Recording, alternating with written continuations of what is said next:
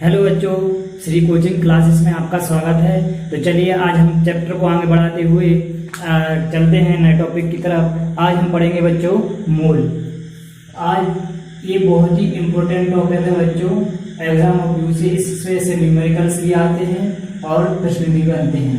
तो बच्चों मूल क्या होता है? बच्चों आपने कुछ शब्द ये सुने होंगे। शतक का मतलब क्या होता है? 100 या ये कह सकते हैं सैकड़ा। ये सबने सुना होगा बच्चों। ये सैकड़ा का मतलब क्या होता है? 100। या इस प्रकार से आपने सबसे फेमस दर्जन सब जानते हैं। दर्जन का मतलब क्या होता है बच्चों? 12। इसी प्रकार मूल भी एक क्या है? एक संख्या है।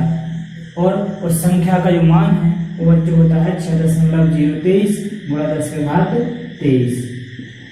तो इस प्रकार से मूल हम ये परिभाषा में अगर लिखें इसकी, सबसे पहले बच्चों प्रश्न बना लेना, मूल संकल्पना क्या है या मूल किसे कहते हैं? उदाहरण सहित लिखिए। तो बच्चों मूल की परिभाषा हो जाएगी, मूल एक संख्या है जो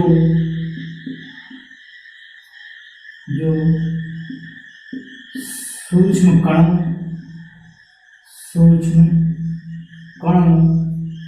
जैसे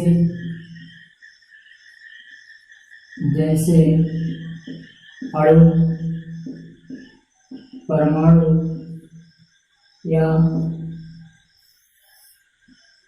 आयन की संख्या बताती है।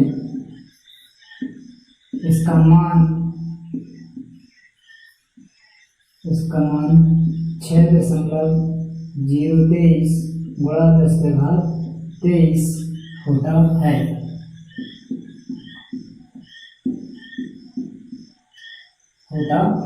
तो बच्चों ये एक संख्या है जिसका जो मान है वो कितना होता है? 6.023 गुणा 10⁻23। बच्चों इससे आप समझे होंगे, जिस प्रकार एक दर्जन का मतलब 12 होता है। जैसे बच्चों हम आपसे कहें कि एक दर्जन केले ले आओ, तो आप कितने केले लेकर आएंगे?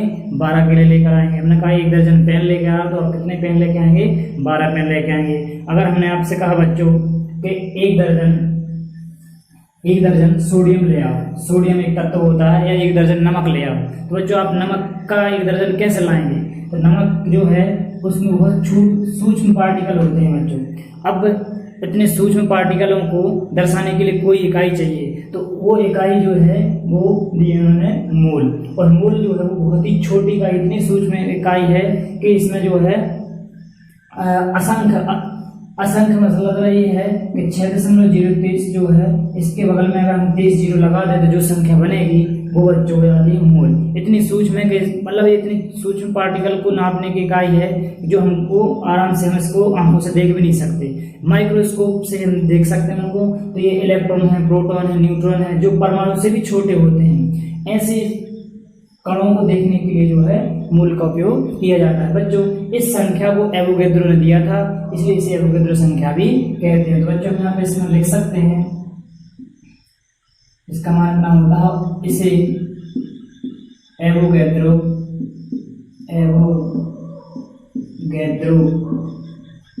संख्या भी कहते हैं।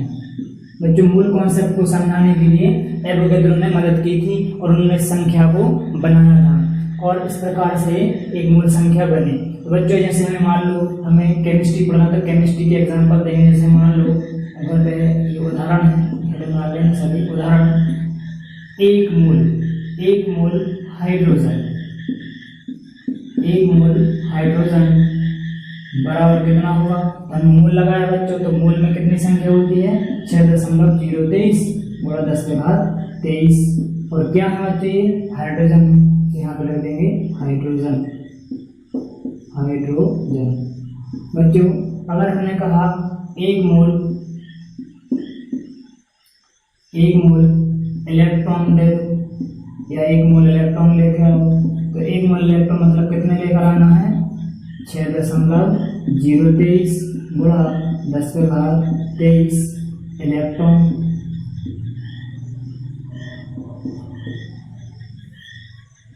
इसके बाद ऐसे ही मैं बोला एक मोल परमाणु। ऐसा बच्चों किसी के लिए भी लिख सकते हैं। परमाणु जितनी भी छोटी छोटी सूक्ष्म चीजें हैं उनको ये नापने की इकाई है। परमाणु तो यहाँ पर लिख देंगे परमाणु। तो सूक्ष्म कण कौन हो सकते हैं? इलेक्ट्रॉन, प्रोटॉन, हाइड्रोजन, परमाणु, अणु, आयन या कुछ भी हो सकते हैं। तो इस प्रकार से जो है एक मोल एक बहुत बड़ी संख्या है बच्चों, जिसको हम जो साइंटिस्ट थे या जो एवोगाड्रो थे उन्होंने जो संख्या को दिया था तो इसलिए दिया कि जिससे कि ये आराम से इसको मार सके। बच्चों इसको पढ़ते तो बहुत लंबा संख्या बन जाती है और बहुत दिक्कत आती है इसको पढ़ने में, इसलिए उन्होंने इसको एक मोल बोल दिया है ना। तो इस प्रकार से मोल जो है एक संख्या है जो सूक्ष्म कणों जैसे अणु, परमाणु, आयन की संख्या बताती है या संख्या को दर्शाती है। इसका मान 6.023 × 10⁻23 होता है और इसे एवोगाड्रो संख्या भी कहते हैं। बच्चों दूसरी परिभाषा भी इसकी आती है। बच्चों दूसरे शब्दों में हम मोल की परिभाषा को इस प्रकार से लिख सकते हैं। दूसरे शब्दों में बच्चों एनसीईआरटी में इसकी परिभाषा इसी प्रकार से दी हुई है। दूसरे शब्दों में एक मोल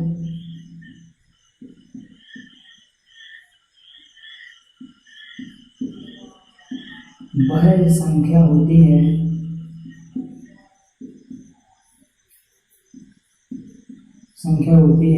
जिसमें कार्बन 12 के 12 ग्राम में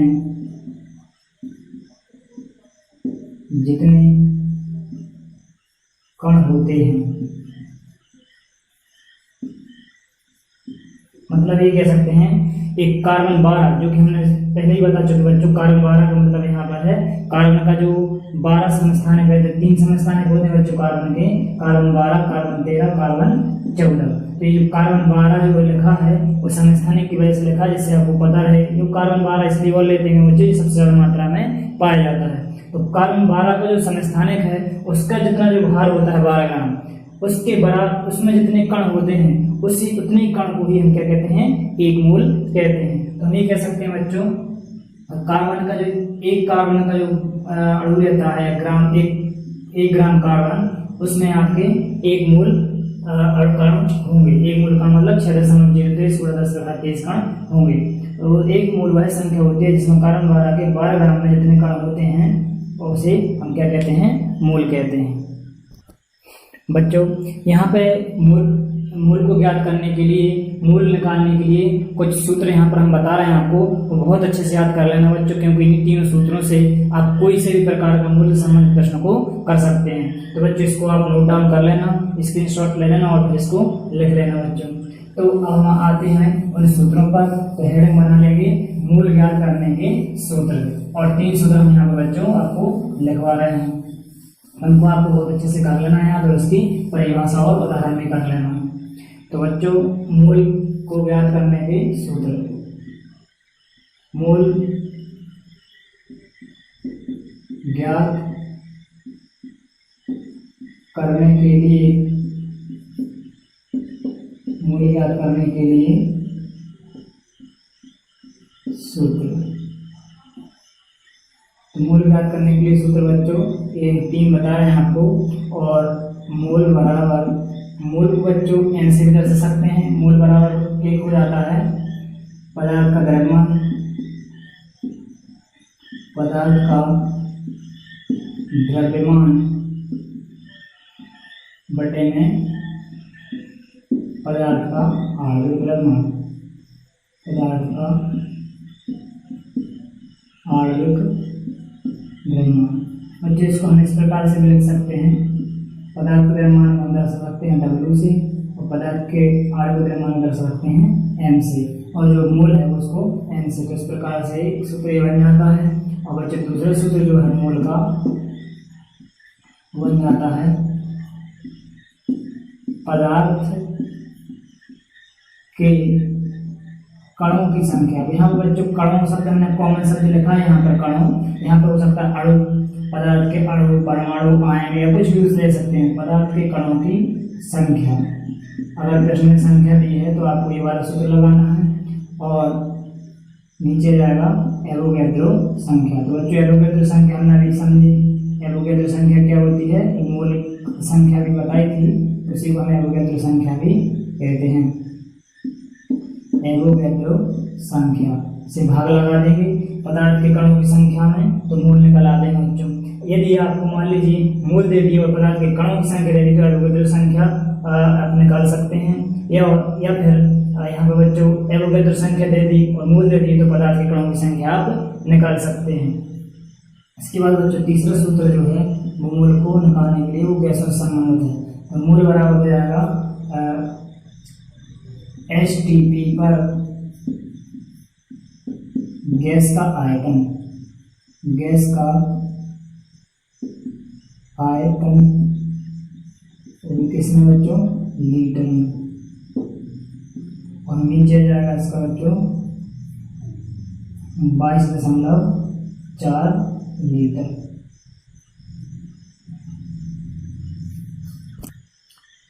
ये आप इस प्रकार से एसटी पर गैस का आयतन और 22.4 लीटर, तो इस प्रकार से बच्चों ये आपको कर लेना है। इसके बाद बच्चों हम इनके कुछ न्यूमेरिकल्स देख रहे हैं तो आप एक नया प्रश्न बनाना, यहाँ तक एक प्रश्न में चलने देना और इसके बाद एक नया प्रश्न बनाना। सही बच्चे, हम एक न्यूमेरिकल बोलने वाले हैं, मूलों की संख्या ज्ञात कीजिए।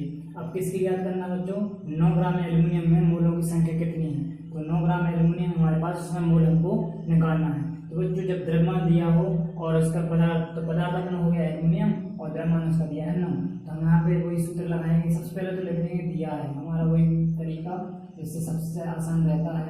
दिया है लिख लो पदार्थ का द्रव्यमान, पदार्थ का द्रव्यमान कितना दिया बच्चों, पदार्थ का द्रव्यमान। तो बच्चों ये पहला जो फॉर्मूला हमने अभी लिखवाया पहला वाला, उसी से संबंधित प्रश्न है। पदार्थ का द्रव्यमान जिसको हम W से दर्शाया था बराबर कितना दिया है, 9 ग्राम। और बच्चों हमें इसमें क्या निकालना है साथ में, तो वो लिखेंगे। इससे पहले हमें एक चीज़ और जरूरत पड़ती है सूत्र में, और उसमें पदार्थ का द्रव्यमान बटेगा पदार्थ का आणविक द्रव्यमान या अणुभार। तो पदार्थ का आणविक द्रव्यमान ये बच्चों हमको याद होना चाहिए। आणविक द्रव्यमान, तो आणविक द्रव्यमान यहाँ पर था बच्चों M। तो यहाँ पर बच्चों एल्यूमिनियम है, एल्यूमिनियम का आणविक द्रव्यमान होता है 9, इसका एल्यूमिनियम 13 क्रमांक और इसका 27 आणविक द्रव्यमान है। निकालना क्या है बच्चों, हमें मोल निकालना है।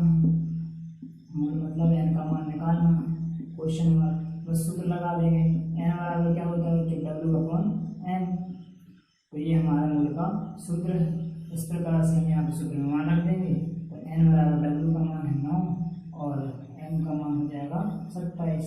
जब इसको बच्चों हल करोगे तो क्या आ जाएगा, ये 1/3।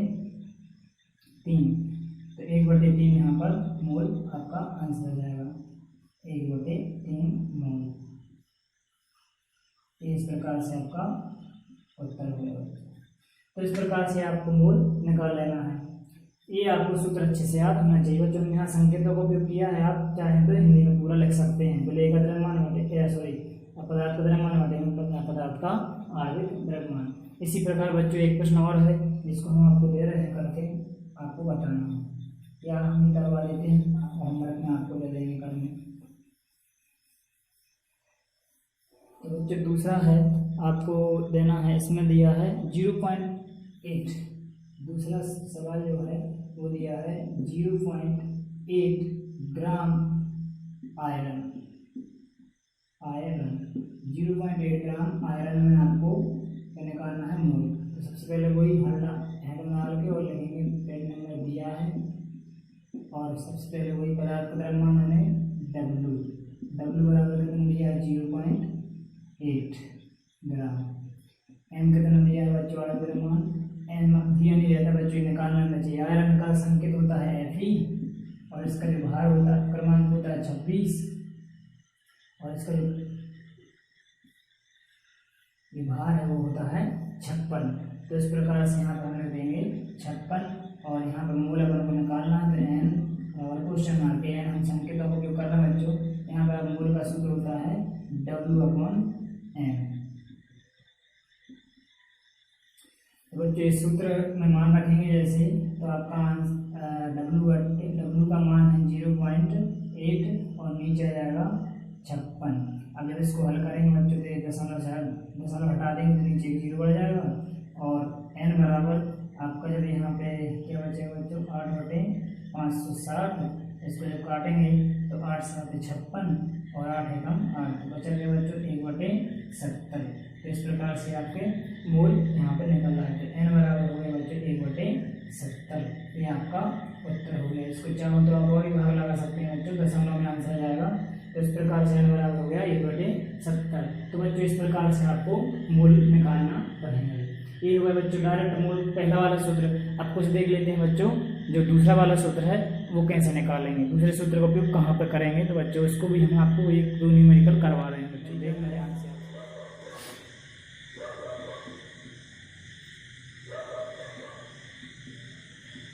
11 ग्राम CO2 में निम्न की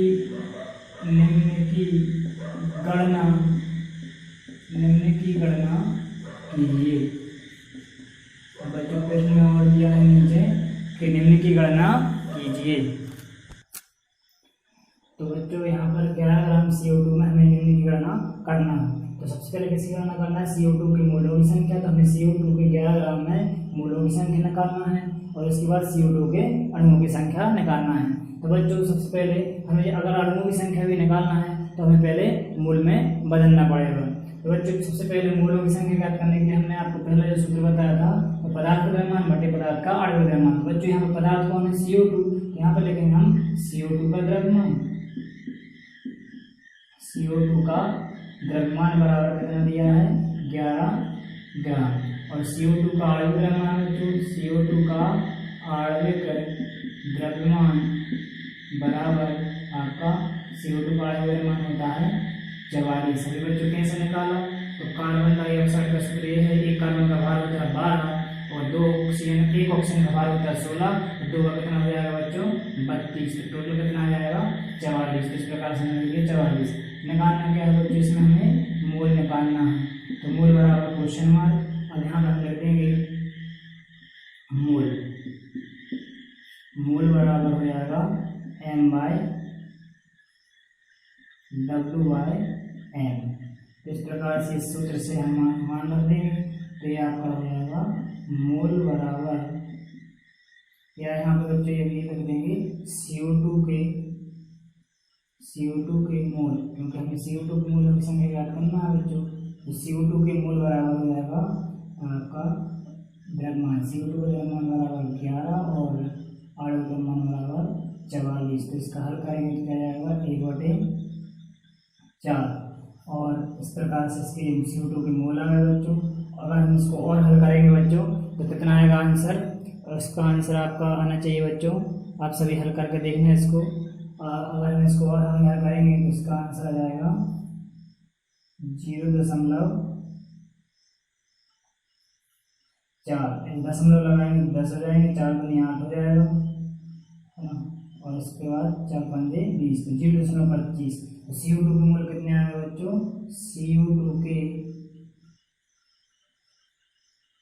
मोलों की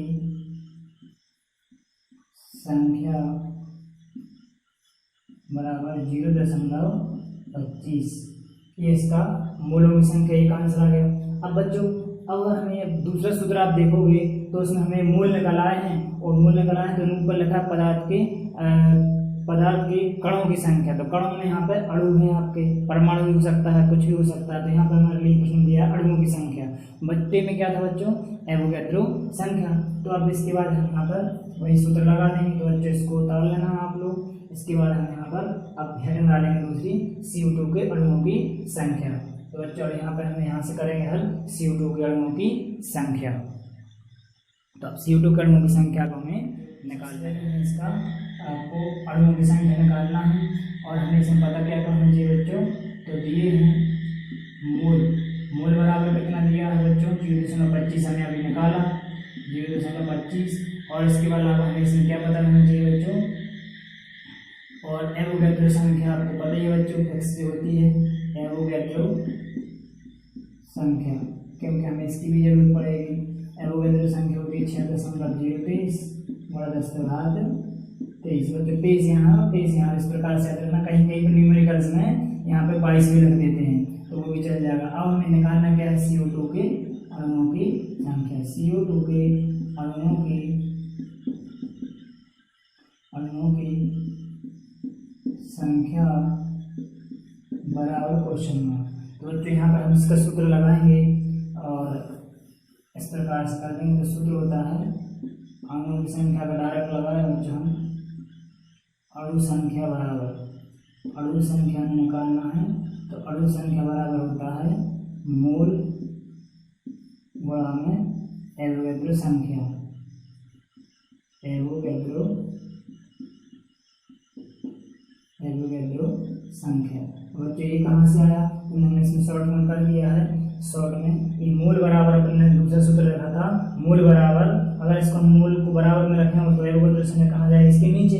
हमने वहाँ पर लिखा था पदार्थ की कणों की संख्या बटे में एवोगैड्रो संख्या। तो इस सूत्र को हमने अणुओं की संख्या निकालना थी, इसलिए ऊपर वाले को वहीं रखा दे दिया और इसको ऊपर पहुँचा दिया।